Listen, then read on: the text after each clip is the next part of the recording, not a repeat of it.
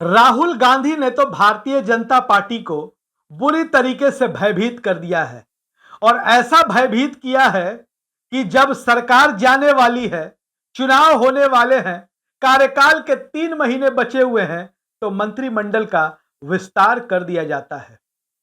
राहुल गांधी की राजनीति को अगर गौर से देखें समझे तो राहुल गांधी का एक स्टेटमेंट या एक डायलॉग कह ले कि बड़ा याद आता है, डरो मत।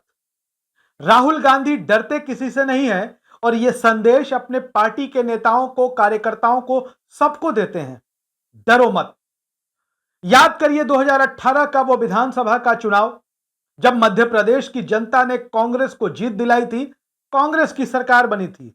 बाद के दिनों में कांग्रेस से बागी हो गए, कई लोग कहते हैं गद्दारी कर गए। ज्योतिरादित्य सिंधिया 22 विधायकों को लेकर चले गए, सरकार बदल गई। भारतीय जनता पार्टी तो माहिर है उलटफेर में, और सरकार बदली, कांग्रेस की जगह बीजेपी की सरकार मध्य प्रदेश में आ गई। लेकिन मध्य प्रदेश में कांग्रेस सत्ता से जाते ही बैठी नहीं रही, चाहे वो मध्य प्रदेश के पूर्व सीएम कमलनाथ हो, पूर्व सीएम दिग्विजय सिंह हो, या मध्य प्रदेश कांग्रेस के तमाम बड़े नेता अरुण यादव हो, जीतू पटवारी हो। खूब संघर्ष किया सभी ने और लगातार संघर्ष करते रहे। राहुल गांधी भी संघर्ष करते रहे और आज स्थिति यह है कि राहुल गांधी दावा ठोंकते हैं कि 150 सीटें हम मध्य प्रदेश में जीतेंगे। और आज स्थिति क्या है? राहुल गांधी के डर से, कांग्रेस पार्टी के डर से, जब सरकार जाने वाली है तो 3 विधायकों को मंत्री पद की शपथ दिला दी जाती है।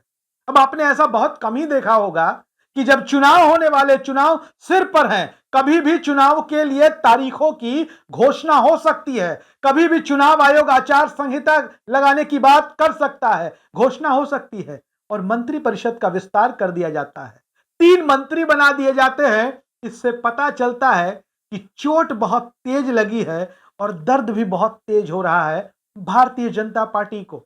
अब आपको बता दें कि भारतीय जनता पार्टी के 3 विधायक, राजेंद्र शुक्ला, राहुल लोधी, गौरी शंकर बिसेन, इनको मंत्री बना दिया गया। राजभवन में, मध्य प्रदेश के राजभवन में एक सादा समारोह होता है और मध्य प्रदेश के गवर्नर है मंगू भाई पटेल, मुख्यमंत्री शिवराज सिंह चौहान और उनके कुछ मंत्रिमंडलीय सहयोगियों की उपस्थिति में वहां पर शपथ ग्रहण करा दिया जाता है। नए मंत्रियों को पद और गोपनीयता की शपथ दिला दी जाती है और आप समझिए कि तमाम तरीके की अटकलें लग रही थी मध्य प्रदेश को लेकर। जैसे ही कांग्रेस, खास करके कांग्रेस के पूर्व अध्यक्ष राहुल गांधी ये दावा ठोंकते थे कि 150 सीट मध्य प्रदेश में इस बार आएगी, तो कई सर्वे ऐसे थे जो लगातार बता रहे थे कि मध्य प्रदेश में कांग्रेस बढ़त बनाती हुई नजर आ रही है, मध्य प्रदेश में कांग्रेस की सरकार इस बार आने वाली है। और इसके बाद से ही भारतीय जनता पार्टी के पसीने छूट रहे थे। और अब समझिए कि आपको बता दे कि सोचने वाली बात है कि मात्र 3 महीने के लिए मंत्रिमंडल का विस्तार कौन करता है। आपको बता दें कि जिस तरीके से लगातार कांग्रेस के पक्ष में मध्य प्रदेश में माहौल बन रहा है, बीजेपी के बड़े बड़े नेता भारतीय जनता पार्टी छोड़कर कांग्रेस में शामिल हो रहे थे, नेता छोड़ रहे थे, संगठन के नेता छोड़ रहे थे। तब तक तो चलो ठीक ठाक थी, लेकिन अब तो विधायक छोड़ने लगे। समंदर पटेल, बड़ा चर्चित नाम है, पटेल समाज पर बड़ा गहरा प्रभाव माना जाता है मध्य प्रदेश की राजनीति में। वो बड़ी संख्या में अपने समर्थकों के साथ 1200 गाड़ियों के काफिले के साथ कांग्रेस पार्टी में शामिल हो जाते हैं। और बीजेपी के नेता जब कांग्रेस में जाते हैं तो शक्ति प्रदर्शन करते हुए जाते हैं। 700 गाड़ी, 800 गाड़ी, 500 गाड़ी, 1200 गाड़ियां और भीड़, यह बीजेपी को परेशान करने वाली बात थी। और खास तौर पर ज्योतिरादित्य सिंधिया बीजेपी में आए, तात्कालिक फायदा बीजेपी को हो गया कि उनकी सरकार बन गई, लेकिन दीर्घकालीन रणनीति के तरफ अगर देखें तो भारतीय जनता पार्टी को बड़ा नुकसान मध्य प्रदेश में दिखाई दिया। सिंधिया का कोई फायदा नहीं, उनका उल्टा नुकसान हो रहा है। अब आपको बता दें कि जो जो विधायक मंत्री बने हैं, बताया जा रहा है कि सामाजिक और क्षेत्रीय समीकरण का ध्यान रखा गया, संतुलन का ध्यान रखा गया है। और इसके साथ ही बता दें, जो गौरी शंकर बिसेन मंत्री बने हैं वो बालाघाट के मंत्री हैं। राहुल लोधी जो बने हैं खरगापुर के विधायक हैं। रीवा के जो राजेंद्र शुक्ला विधायक हैं उनको मंत्री बनाया गया है। अब देखिए, बड़ी दिलचस्प बात है, भारतीय जनता पार्टी को पानी पी पी के कोसते हैं प्रधानमंत्री नरेंद्र मोदी, पूरी भारतीय जनता पार्टी। और उमा भारती, पूर्व सीएम मध्य प्रदेश, पूर्व केंद्रीय मंत्री और उमा भारती के भतीजे हैं राहुल लोधी, जो खरगापुर से विधायक हैं, उनको भी सरकार में मंत्री बना दिया गया। अब परिवारवाद की कहानी कहां जाकर बीजेपी में खत्म होगी, यह सोचने वाली बात है। क्या परिवारवाद बीजेपी में सिर्फ एक नारा है या जुमला है? अमित शाह जी का वो डायलॉग आपको याद होगा ना, 15 लाख, ये तो एक जुमला था।